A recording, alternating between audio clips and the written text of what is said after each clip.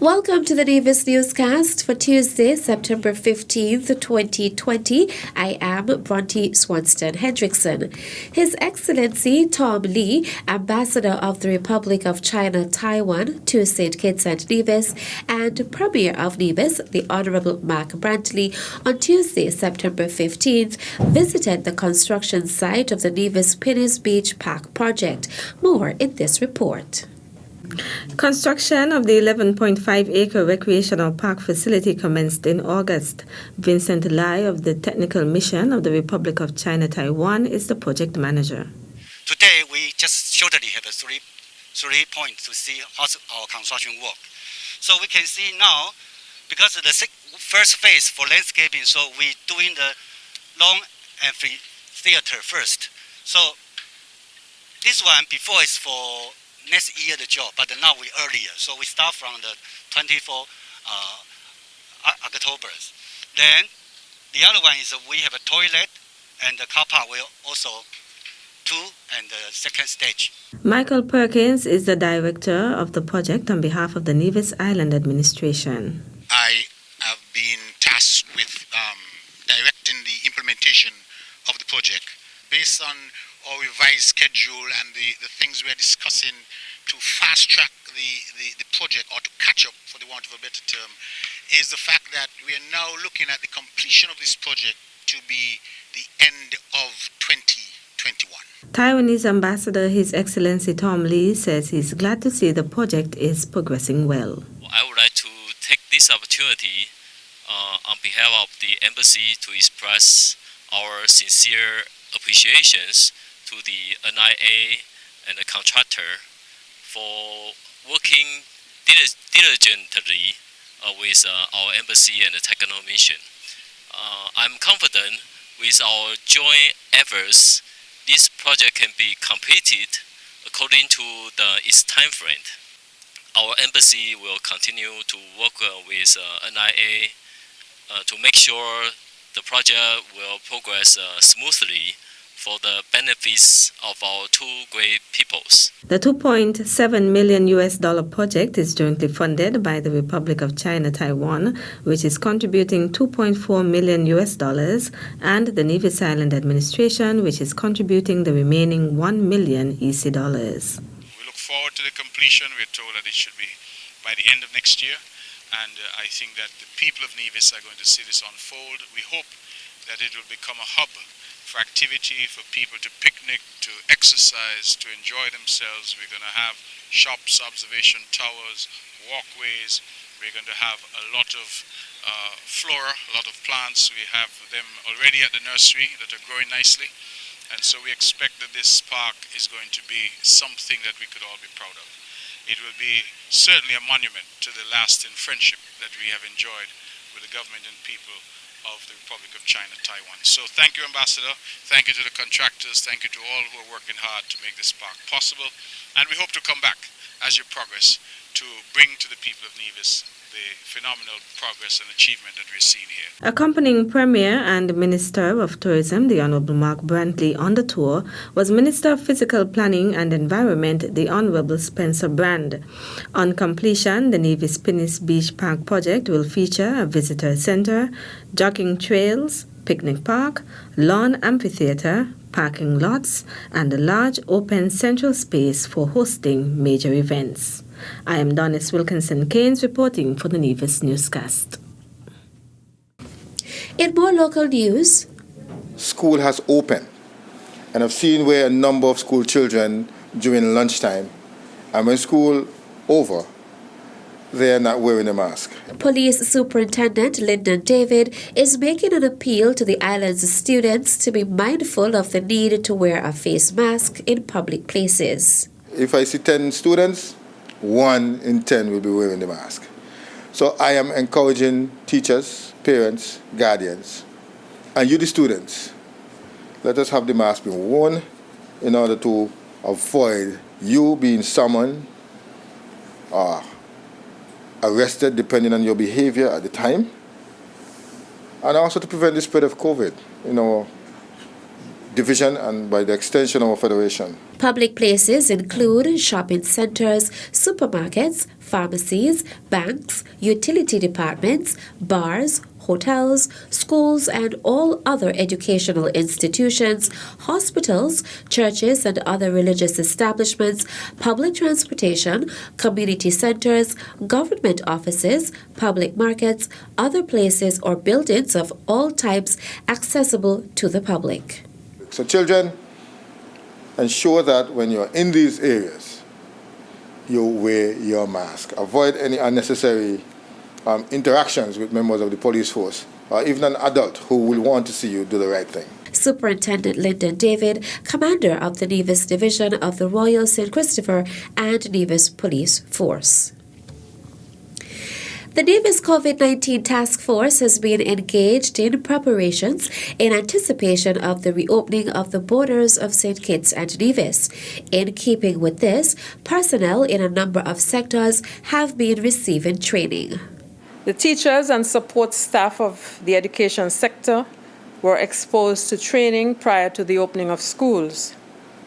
The compliance team has visited all schools, including nurseries, preschools, primary schools, and secondary schools, with only one secondary school to be completed this week, to ensure that the COVID-19 protocols are being adhered to.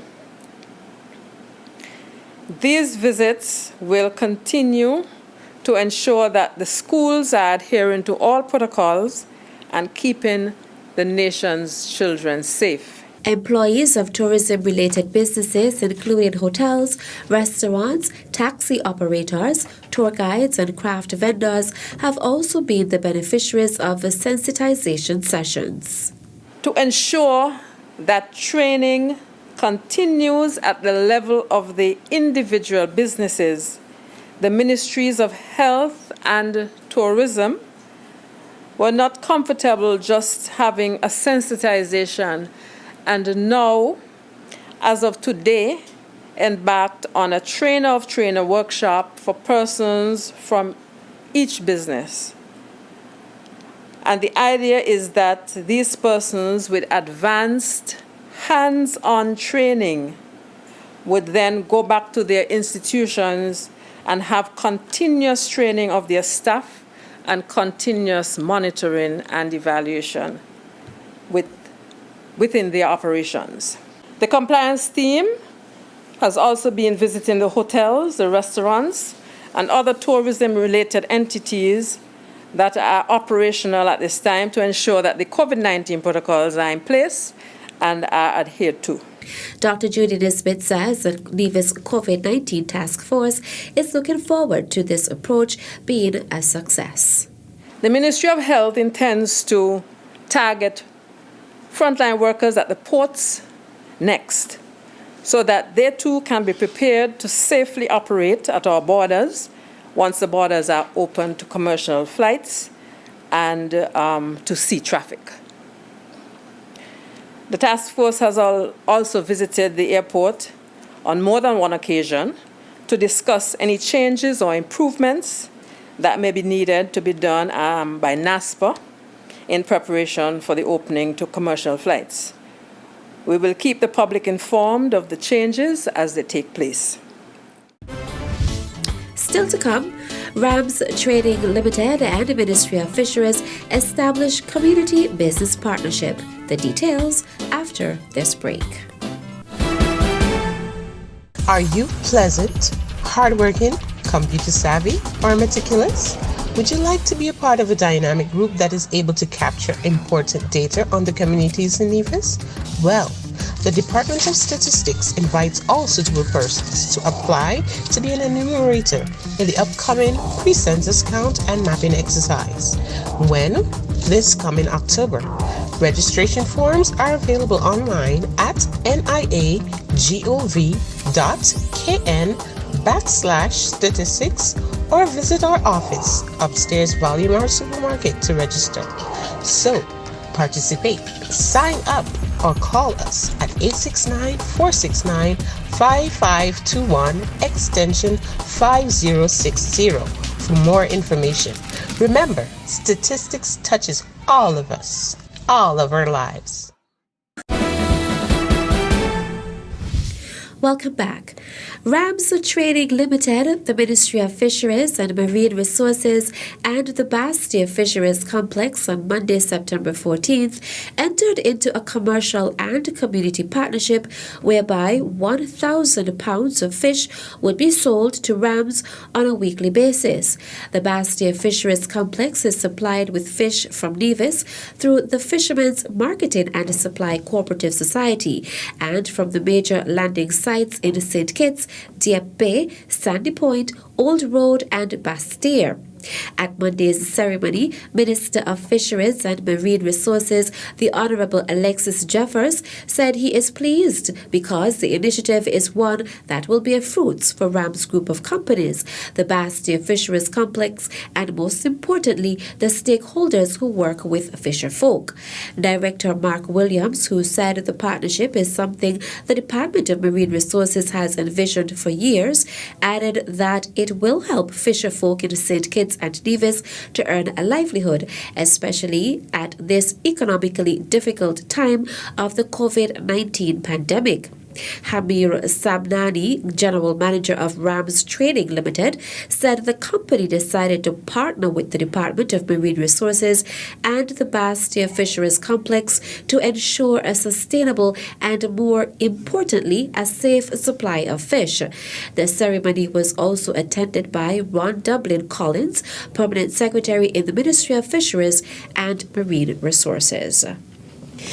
The Ministry of Human Resources in the Nevis Island Administration is informing of the United Kingdom's UK Chevening Scholarship Programme.